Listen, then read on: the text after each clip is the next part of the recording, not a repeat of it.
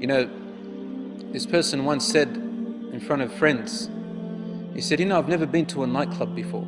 Everyone looked at him with shock because he said, I've never been inside of a nightclub. All of a sudden, a nightclub not being in there is a shock to everyone. Another one said, I've never kissed a girl before. Everyone looked at him in absolute dismay.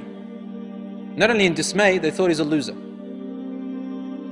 And now they make movies about, men who are losers because they can't get women, and they call them wimps and they're cowards. How things have changed around. Where women have lost their absolute value, men have lost their value, and this type of behavior is considered to be noble and courageous. Allahu Akbar. You're a warrior, you're a hero if you can serve your lusts and temptations. And then you have issues of rape and crime, and then you've got laws, especially in Western countries, that can't even solve anything. Just the other day I read in the paper about a man who was convicted in the court of law in Sweden. He was convicted of rape. You know what kind of rape? It says that the woman, she agreed to have intercourse with him. But, excuse me for the expression, he used some kind of contraception, I don't want to say its name, and the contraception broke. Based on that, she won in the court by claiming rape, even with her consent. So now their own laws can't even solve their own problems. They bring more laws that bring more problems for them. And Allah says in the Quran, والله يريد أن يتوب عليكم ويريد الذين يتبعون الشهوات أن تميلوا ميلا عظيما يريد الله أن يخفف عنكم وخلق الإنسان ضعيفا. Those who follow their own lusts and temptations, they want to lead you astray, away very far. Allah wants to lessen the burden off your shoulders. He doesn't want you to fall into harm. He doesn't want you to fall into predicaments where you can't climb out of. يُرِيدُ اللَّهُ أَن يُخَفِّفَ عَنْكُمْ. These laws in our deen are only there to protect you. They are not there to cause you harm or restrict you, ya akhi. They are there to protect you because there's so much harm out there. وَخُلِقَ الْإِنسَانُ ضَعِيفًا. Allah also tells us, follow my laws because you're weak. You're weak. Pass them and follow my guidance. I'm there for you. Like what your father and mother do. To keep you away from fire, keep you away from harm. They restrict you and place boundaries around you.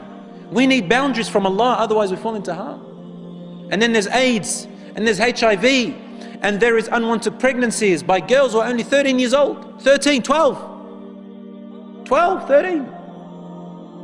And what happens to the child? They put up for adoption. The child grows up without a father or mother. What oppression! What oppression!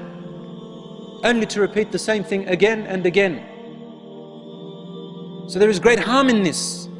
And here we are, they're trying to tell you youth that doing these actions makes you a man. You want to become a man? I dare you to get married. I dare you to get married. Because to them, this is the most cowardly thing. They don't dare to get married, brothers and sisters. They don't dare to get married. I had a neighbor, she had a 3-year-old daughter, but they never got married, her and her partner. In the end, he left her for another woman. Obviously, he's going to leave you for another woman. He's too afraid to be a man. He doesn't want to get married because he's too deep in his lusts. And then turns around and she says, men, they're only after their ego. Of course, why did you take a man like that? Allah gave us conscience. Allah gave us guidance in our brains to think with. And so Allah forbids us from these things because not to bring us harm. And you know what's sad? Unfortunately, 80% of the time, majority of the time, women are the victims. Women are the victims in this situation.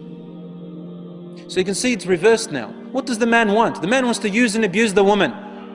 Use and abuse the woman. And you know what? If these young girls were able to look inside and read what's in the mind of young men these days, wallah, I don't think any of them will even hang around as much as 10 kilometers away from a man, close to a man. They wouldn't want to. But the men, they like to deceive women. Wicked men, they like to deceive women. Wicked men, non-God-fearing we're talking about. And then you get this poor woman who thinks that, he's my boyfriend. We're going to stroll in, this is the image she has in her head. We're going to stroll in the park. He's going to pick up a daffodil and give it to me. Or a rose. Hand in hand together. And then we're going to wait until the sun sets. And the birds chirping around us in this beautiful park. Poor thing. This is what she thinks, right? But the man is thinking about one thing. And he's going to tolerate all of that until he gets to it. I'm talking about men with diseases in their heart, and there are many of them today.